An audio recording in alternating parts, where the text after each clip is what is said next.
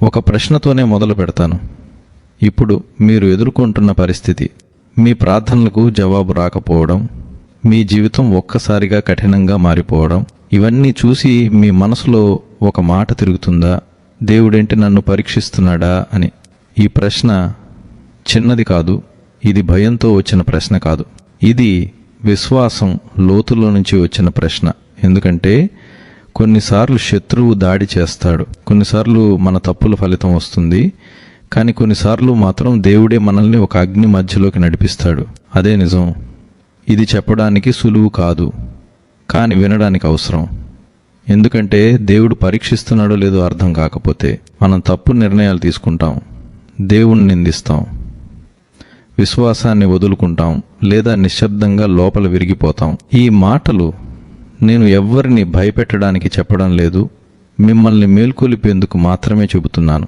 ఈ వీడియో చివరికి వచ్చేసరికి మీ పరిస్థితిని మీరు కొత్త కళ్ళతో చూడడం మొదలు పెడతారు. ఇది నా ప్రార్థన. ఇప్పుడు వినండి. బైబిల్లో దేవుడు తన పిల్లల్ని పరీక్షించడు అని ఎక్కడ రాయలేదు. అలాగే దేవుడు తన పిల్లల్ని అనవసరంగా హింసిస్తాడు అని కూడా రాయలేదు. బైబిల్లో చాలా స్పష్టంగా ఒక మాట ఉంది. అదేంటంటే దేవుడు మన హృదయాన్ని చూడాలంటే, మనలో ఉన్నదే బయటకు రావాలంటే ఒక పరిస్థితిని అనుమతిస్తాడు. ద్వితీయోపదేశకాండము 8వ అధ్యాయం 2వ వచనంలో ఇలా రాయబడి ఉంది అని మనం చూస్తాం.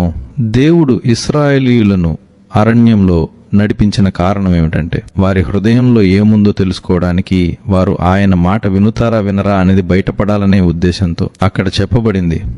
చూడండి, ఇది శిక్ష కాదు, ఇది పరీక్ష.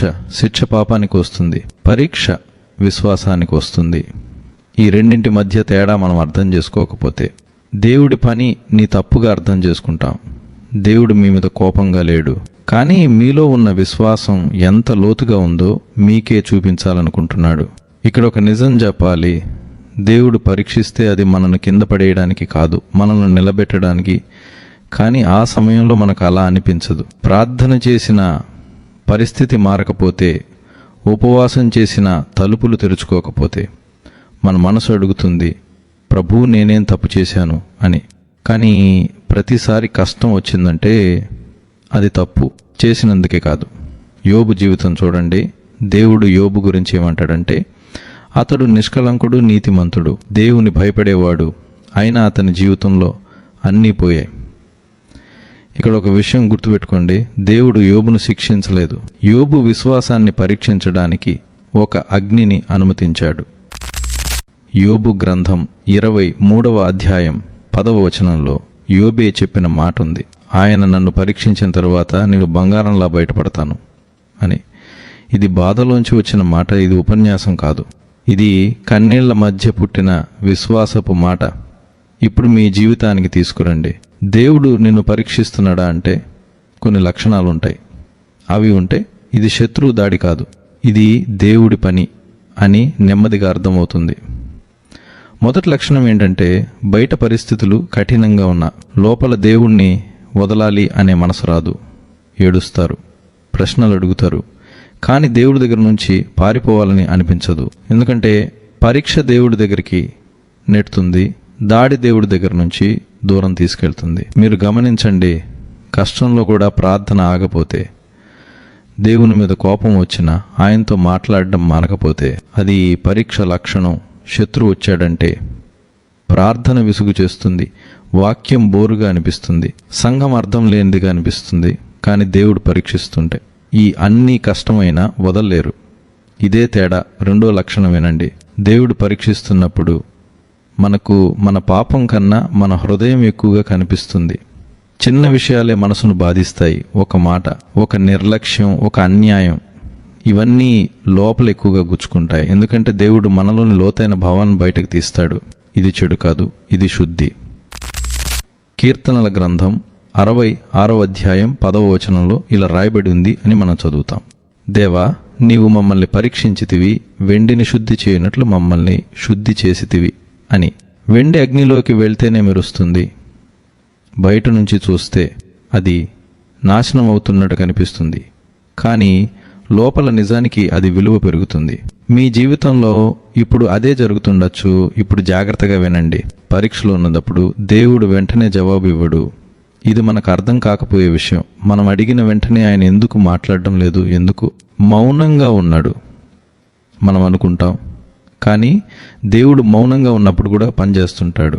యేసు తన శిష్యులతో పడవలో ఉన్నప్పుడు తుఫాను వచ్చినప్పుడు ఆయన నిద్రపోతున్నాడు. శిష్యులు భయంతో కేకలు వేస్తున్నారు. కానీ యేసు లేచిన తర్వాతే తుఫాన్ ఆగింది. ఆయన ముందే లేచి ఆపగలడు, కానీ అలా చేయలేదు. ఎందుకంటే ఆ తుఫాను ద్వారా శిష్యులు తమ విశ్వాసాన్ని చూడాలి. మార్కు సువార్త 4వ అధ్యాయం 40వ వచనంలో యేసు అడిగిన ప్రశ్న ఏమిటంటే, మీకింకా విశ్వాసం లేదా అని. చూడండి, తుఫాను ప్రశ్న కాదు, విశ్వాసమే ప్రశ్న. ఇక్కడ ఒక హెచ్చరిక కూడా ఉంది. దేవుడు పరీక్షిస్తున్నప్పుడు మనం తప్పుగా స్పందిస్తే పరీక్ష శిక్షగా మారిపోతుంది.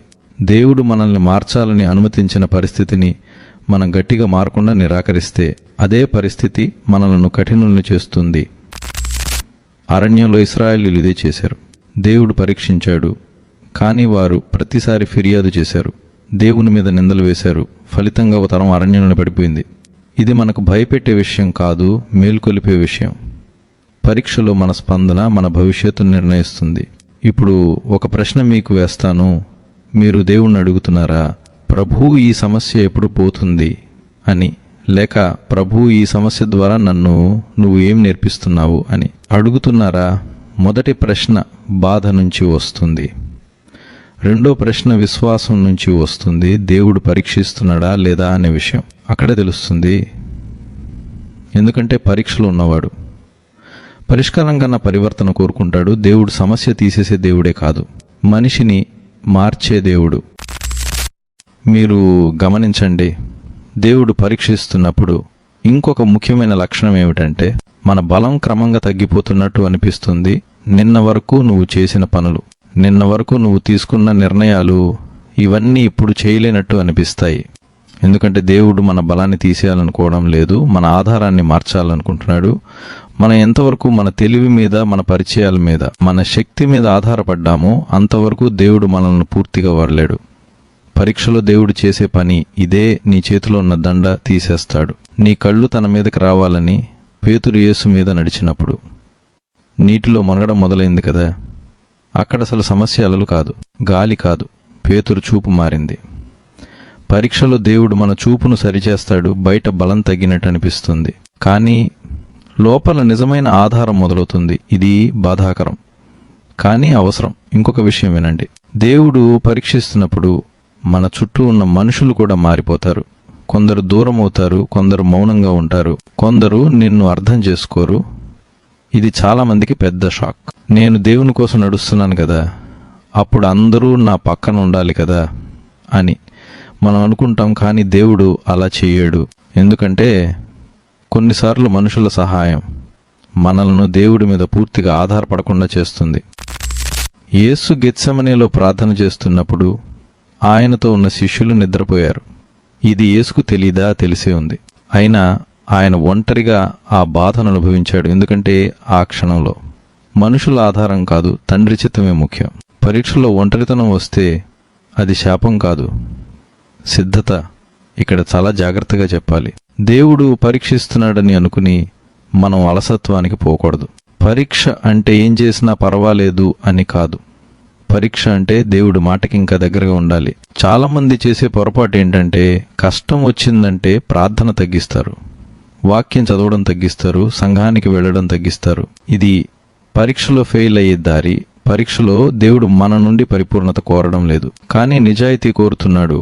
ప్రభువు నాకు అర్థం కావడం లేదు, కానీ నిన్ను వదలను అని చెప్పే హృదయం ఆయనకిష్టం. ఆ మాటలోనే గెలుపు ఉంది.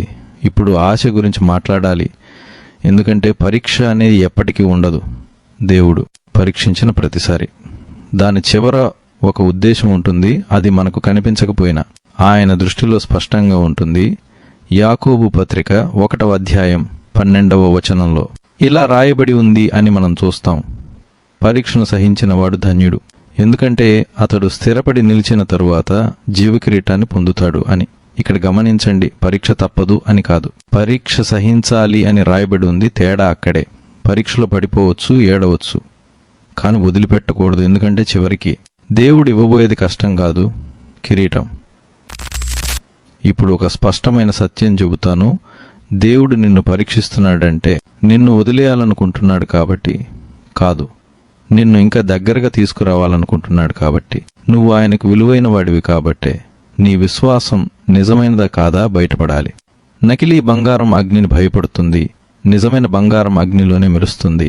నువ్వు అగ్నిలో ఉన్నావంటే నీ విలువను దేవుడు తెలుసుకున్నాడని అర్థం. ఇది వినడానికి కష్టం, కానీ నమ్మడానికి బలం ఇస్తుంది. ఇప్పుడు నీ జీవితాన్ని నువ్వే ప్రశ్నించుకో. ఈ మధ్య దేవుడు నీ సహనాన్ని పెంచుతున్నాడా? నీ నోరు నిశ్శబ్దంగా మారిందా? చిన్న విషయాలకే నువ్వు దేవుని ఎదుట నిలబడుతున్నావా? నువ్వు సమర్థించుకోవడం తగ్గిందా? ఇవన్నీ ఉంటే దేవుడు నిన్ను పగ తీర్చుకోవడం లేదు, నిన్ను సిద్ధం చేస్తున్నాడు. రేపటి బాధ్యతలకు, రేపటి ఆశీర్వాదాలకు, రేపటి ఆత్మీయ యుద్ధాలకు. ఇక్కడ ఒక మాట చెప్పి ముగిస్తాను. పరీక్షలు ఉన్నప్పుడు దేవుణ్ణి అడగాల్సిన ప్రార్థన ఏంటంటే, ప్రభూ, ఈ అగ్నిలో నన్ను నిలబెట్టు అని, ఈ కష్టం తీసేయి అని మాత్రమే కాదు. ఎందుకంటే నిలబడ్డవాడే ముందుకు వెళ్తాడు. దేవుడు నిన్ను విరగగొట్టడానికి కాదు, నిన్ను నిర్మించడానికి పరీక్షిస్తున్నాడు. ఇది నమ్మగలిగితే నీ కన్నీళ్లు కూడా వృధా కావు. ఇప్పుడు ఈ మాటలు వింటున్న మీరు నిజంగా పరీక్షలో ఉన్నట్టు అనిపిస్తే కామెంట్లో ఒక చిన్న మాట రాయండి, ప్రభు నాకు అర్థం కావడం లేదు కానీ నిన్ను వదలను అని. ఇది పబ్లిక్గా చెప్పే ధైర్యం కాదు, దేవుడు ఎదుట నిలబడే నిర్ణయం. అలాగే ఈ మాటలు మీ హృదయాన్ని తాకితే ఈ వీడియోని ఎవరో ఒకరికి షేర్ చేయండి. ఎందుకంటే పరీక్షలో ఉన్నవాళ్ళు ఎక్కువగా ఒంటరిగా అనుకుంటారు, కానీ దేవుడు ఒంటరిగా వదలడు. చివరిగా ఒక ప్రశ్నతో మిమ్మల్ని వదులుతున్నాను. దేవుడు నిన్ను పరీక్షిస్తున్నాడా? అయితే భయపడకండి, ఆయన నిన్ను కోల్పోవడం లేదు, ఆయన నిన్ను తీర్చిదిద్దుతున్నాడు. అగ్ని మధ్యలో కూడా ఆయన చేతి నీ మీదే ఉంది. ఆ చేతిని వదలకండి, అదే మీ విజయానికి దారి.